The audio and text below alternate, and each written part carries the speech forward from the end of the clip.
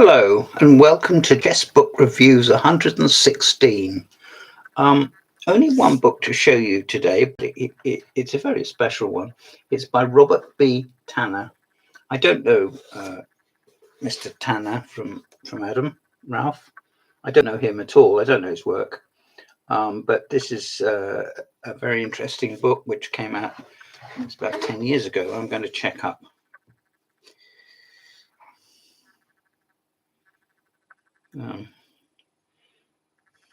8 years ago. And it is about Vera Menchik. Vera Menchik was a very unusual person. She was certainly of master strength, and her chess suffered, partly because of the war and partly because she came to England, but I don't think her English was that good. She probably did like playing chess because it didn't involve a lot of language interchange. She lived on the south coast, and she became Mrs. Stevenson, RHS Stevenson. And she, when she was up in Clapham with her sister and mother, a bomb landed on the property that they were living in, and the ladies who were seeking sanctuary, I will not use the word hiding, in the basement died, and it must have been horrendous. This is a book of as many Menchik games as could be put together with a full and impressive list of the tournaments she played in. She played, had about a career of about sort of 25 years or so. And she became quite a sort of heroine, rather like Amy Johnson or something like that. In fact, very like Amy Johnson, I think. She was born in Moscow, which quits the picture a bit because she wasn't, her father was Czech, it says, and from Bohemia. I'm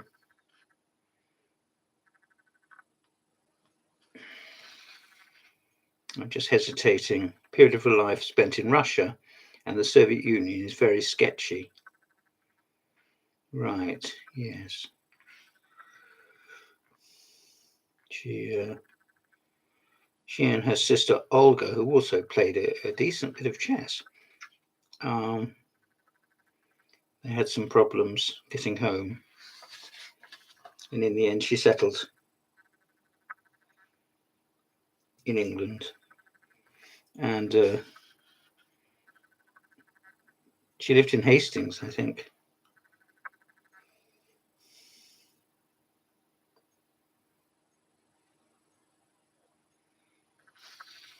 Here's a picture of the lady herself. She, like so many of us, as she got older, well, I don't mean this disrespectfully, they perhaps put on a bit of weight. Chess people, we tend to do rather a lot of sitting down and reading and studying, don't we? It talks about her progression through various sections in the Hastings tournaments.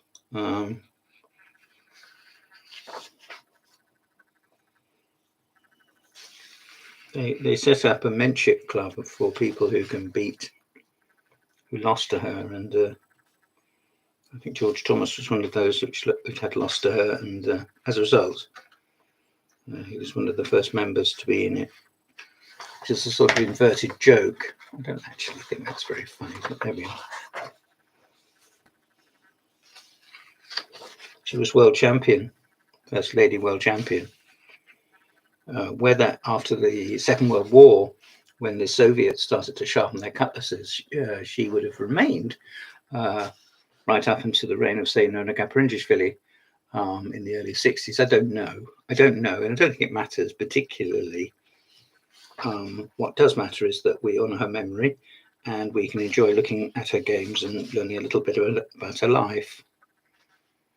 This book is published by Macfarlane.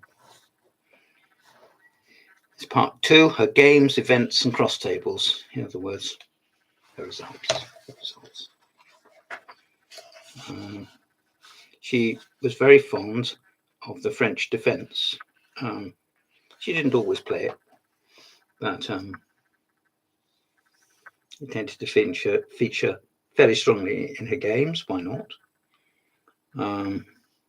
And she worked, not exclusively, I would very much doubt, as games editor for B.H. Wood in his magazine, which would have been set up in Sutton Coldfield between the wars.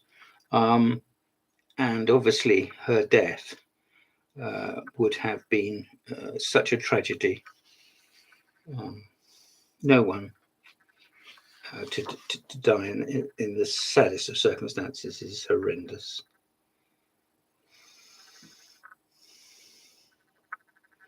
Yeah, they're talking about matches that were arranged against Edith Price, who was the lady champion, English lady champion, and Vera, rather like, I mean, the parallel would exist quite strongly with Yana Malapetrova, who became Mrs. Hartston, and subsequently Mrs. Miles and Dr. Bellin.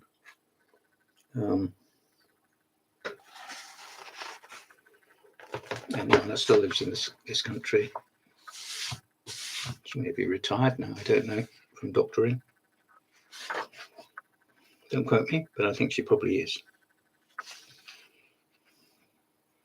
Sometimes she played in tournaments and didn't do too well. Here's an example of her playing in Stratford-on-Avon in 1925, coming only half a point below the winner, who was George Thomas, who, let's face it, was a strong player by any standards. And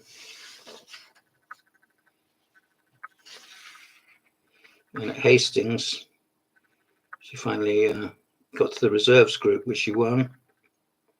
Not that problem. She lost to Willie Winter. I expect Winter made an extra bit of effort. And there was a Girls' Championships of 1927, which she won with 5 out of 5, and her sister came second.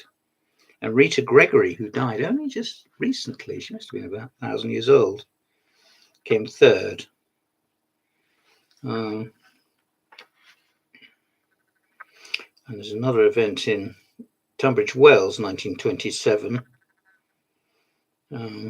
Various characters. Yeah, she finished mid-table, and it was won by J.A. Druitt, who was the gentleman who fell out of a railway carriage. He had very poor eyesight, and he thought he was in a corridor train, and he wasn't. And he stepped out of the carriage, which you could do in those days just by, just turning the handle, and he stepped onto the track and was killed. A dreadful way to go, but there we are.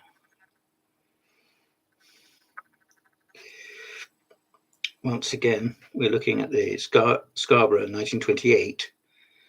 She certainly went the rounds in order to meet the strongest of opposition. And it was said of her that perhaps she was very down to earth in her thinking, and that, if she won a prize, she would buy mum some cheese or some cigarettes or a joint of meat, or, she wasn't likely to sort of go whoa up on a cup, although she won many, many cups, of course she did. Here's an interesting international event, Tenby, won by Koltanowski. That's very interesting. The American that moved to the continent, and Dr. Seitz and Zanosko Borowski and Notobaum, who has arguments with Gerald Abrahams, which of them should be attributed to the line in the Slav. In his Capablanca, looking smug. He always looks smug, but here he looks pretty smug. There we are. Vera played against Capablanca in a game analysed by Irving Chernev. Vera played for a lot of exchanges, thinking perhaps that this was the way to, quench his flow. Oh, no, it wasn't. I'm skipping a lot of chapters here. games against Colle and Capablanca himself, of course, at Barcelona 1929. She did have problems with invitations, because you must remember this is a long time before anybody had ratings. Perhaps that's to the good, perhaps it isn't, but the fact is she had to face it. And I'm sure, being a lady and a successful one, she was very much of a realist. Well, this was an extremely strong tournament. Colle, Maroczy, Rubinstein, Sultan Khan, Grudenfeld, George Thomas again. I mean, you can get better than that. Freddie Yates, William Winter, and E.G. Sargent, who came last. So she faced an absolute stellar field of masters. And here she is with playing against grandmasters. Salo Floor, Kashdan, over Sultan Khan again, and E.M. Jackson, who wasn't a grandmaster, but he may have been local to Hastings. He's actually played there a fair few times, I think. I associate his name with Hastings. Ritson Murray played against him, I know.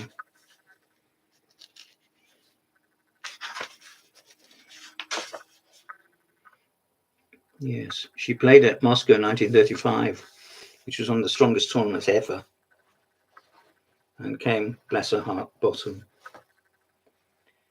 She got 3 draws and 16 losses. That must have hurt.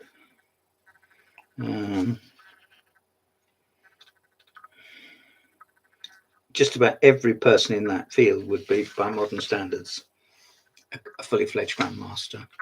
The title didn't come into effect till 1950 or thereabouts, but that is not the point I'm making.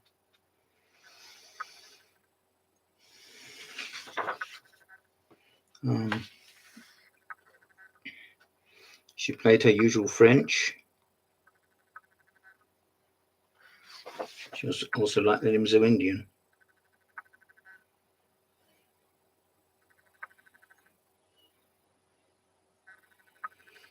Another game against Capablanca. She drew with George Thomas and beat Brian Riley. Of course, went on to become Honor at BCM.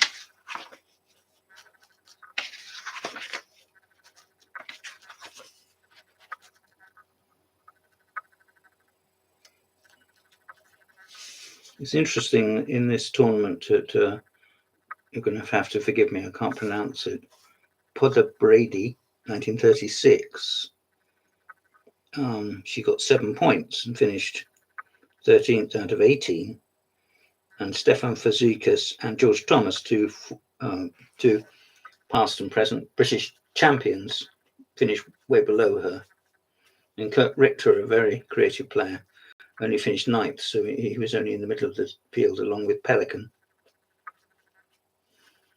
And higher up, Perk, Stahlberg, Alakine, and the one and only Salo Floor that won it half a point ahead of Alakine, in fact.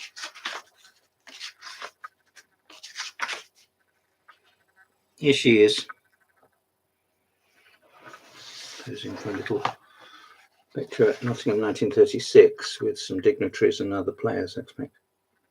I haven't looked at every name. That is on a slant, isn't it? Nothing wrong with that.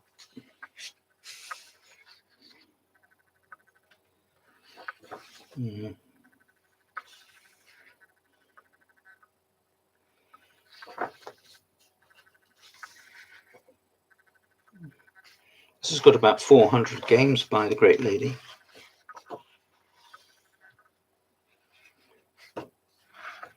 Here she is with a fellow champion, Sonia Graf. It looks like she's dressed up as Capablanca. I'm sure I must be careful what I say here, but I don't mean that disrespectfully. If you look at that, just quickly, you could think that it's Capablanca and Vera, but it's not. It's Sonia Graf. Looks like she might be signing a contract or autographing a book or something. We see the introduction of the Women's World Championships, which she won at Buenos Aires 1939, just at the outbreak of the Second World War. And she only conceded 2 draws and won 17 games off the reel. And Sonia Graf, whom I just showed you, came second.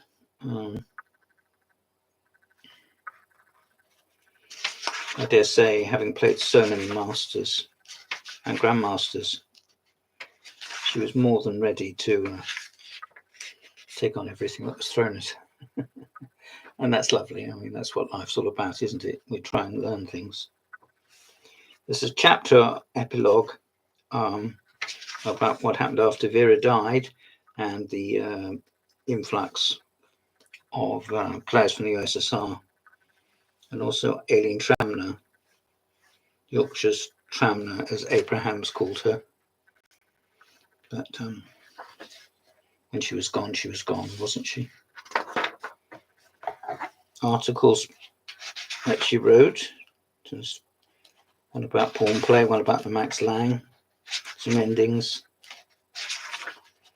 and the inevitable and much appreciated articles about the French defence, which, as I said earlier, she specialised. Problems, a list of world champions and her results, which on occasion were cautious. She was a careful player. She didn't have her head in the clouds.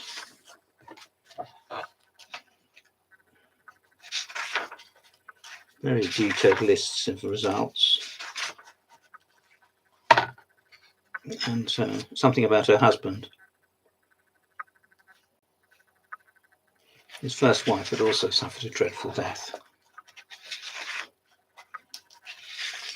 So there we are. It's a biography with over 300 pages in hardback. Really worthwhile and interesting. Published by Macfarlane. I'm sure it's possible now to get it in paperback, but I would recommend that you get it in hardcovers if that's possibly available to you. This has been Chess Book Reviews 116. Thank you for listening. Please like and subscribe down below. That's important. Thank you.